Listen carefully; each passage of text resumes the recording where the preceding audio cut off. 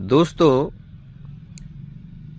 ऐसा सुनते हैं शास्त्रों पुराणों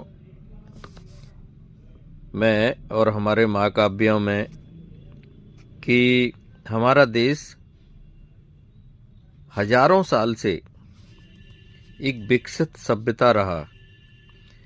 उस विकसित सभ्यता के बावजूद भी एक समय ऐसा आया जब गुलामी की जंजीरों में जकड़ा रहा।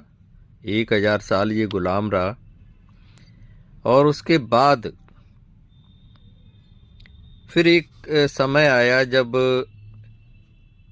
अंग्रेज आए और ये सब चीज़ें हुई, लोकतंत्र वगैरह और ये सब सारी विकसित सभ्यताएं आईं, जिनको विकसित बोला गया थी कि नहीं ये तो पता नहीं, लेकिन मुझे लगता है कि भारतीय शास्त्रों पुराणों और साहित्य को देखा जाए तो उस हिसाब से तो हम ही ज़्यादा विकसित थे।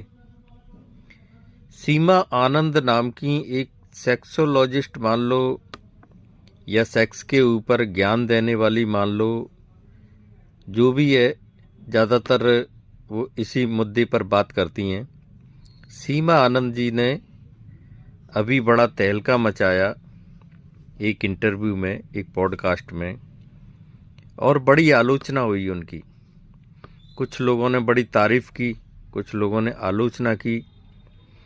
हालांकि ये पश्चिम की सभ्यता है, वो जो बोल रही थी वो कुछ पश्चिम का और कुछ हमारा दोनों का मिलाकर बोल रही थी, लेकिन उन्होंने जो बात एक बोला एक 16 साल के लड़के ने, 16 या 18 का शायद, उस लड़के ने उनको प्रपोज किया।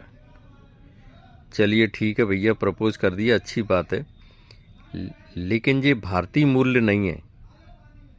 भारतीय मूल्यों के अनुसार ये सब चीज़ें नहीं सिखाई गई थी। हमारे यहाँ तो दुनिया का सबसे पहला सेक्स एजुकेशन देने वाला ग्रंथ भी लिखा जा चुका है, जिसका नाम है बादशाह एन ऋषि जो थे उन्होंने लिखा है।